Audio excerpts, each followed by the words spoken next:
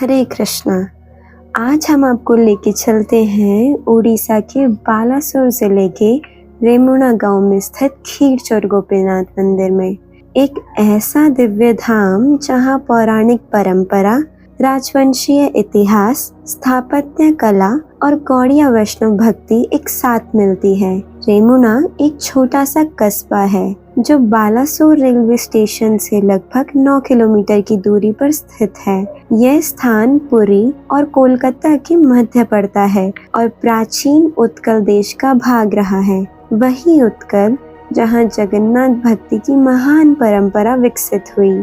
मंदिर समतल भूमि पर स्थित है और पारंपरिक ओडिया मंदिर स्थापना पद्धति का अनुसरण करता है। मध्य में श्री गोपीनाथ जी के विग्रह त्रिभंग मुद्रा में बांसुरी धारण किए हुए हैं। श्री गोपीनाथ जी के दाहिने में श्री गोविंद है और बाईं ओर श्री मदन मोहन विराजमान है। श्री गोविंद और श्री मदन मोहन के विग्रह 1938 में वृंदावन से रेमुणा लाए गए थे। यही विग्रह खीरचोर गोपीनाथ नाम से प्रसिद्ध हुए। बताया जाता है परंपरा के अनुसार कि श्री गोपीनाथ विग्रह का उद्गम त्रेता युग से जुड़ा हुआ है। कथा मिलती है कि जब भगवान श्री राम लंका विजय के बाद अयोध्या वापस जा रहे थे, तब उन्होंने इस स्थान पर विश्राम किया था और उन्होंने अपने बाण से श्री गोपीनाथ का विग्रह निर्मित किया था। यह विग्रह चित्रकूट में स्थापित था और माता सीता ने वहां इसकी पूजा की। 13वीं शताब्दी में उत्कल के महान शासक राजा लंगूला नरसिम्हदेव को स्वप्न में आदेश प्राप्त हुआ कि इस दिव्य विग्रह को चित्रकूट से लाकर रेमुणा में स्थापित किया जाए। यह राजा कोणार्क सन टेम्पल के निर्माण के लिए भी प्रसिद्ध है। राजा लंगूला नरसिम्हदेव ईस्टर्न गंगा डायनेस्टी के शक्तिशाली शासक थे।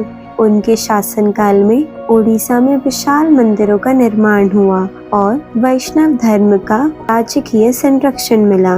राजा ने आदेश का पालन करते हुए विग्रह को चित्रकूट से रेमुणा लाकर स्थापित किया और श्री गोपीनाथ मंदिर का निर्माण कराया। परंतु मुगल कालीन आक्रमणों के दौरान मूल मंदिर को क्षति पहुंचाई गई और उस समय श्री गोपीनाथ विग्रह को सुरक्षा के लिए मंदिर के पास एक सरोवर में छिपा दिया गया।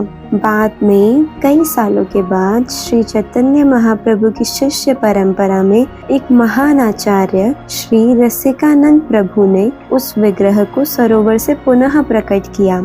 उन्होंने मंदिर का पुनर्निर्माण कराया और सेवा परंपरा को पुनः स्थापित किया। आज भी मंदिर परिसर में श्री रसिकानंद प्रभु की समाधि स्थित है, जो इस परंपरा की निरंतरता का प्रमाण है।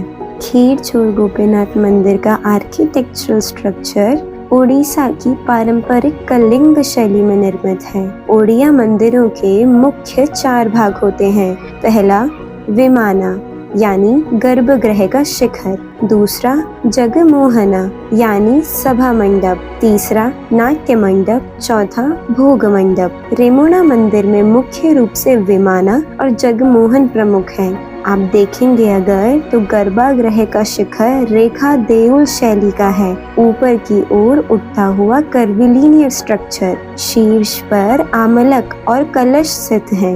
जगमोहन वर्गाकार योजना यानी स्क्वायर ग्राउंड प्लान में निर्मित है और निर्माण में लेटेराइट पत्थर और स्थानीय बलुआ पत्थर का उपयोग हुआ है।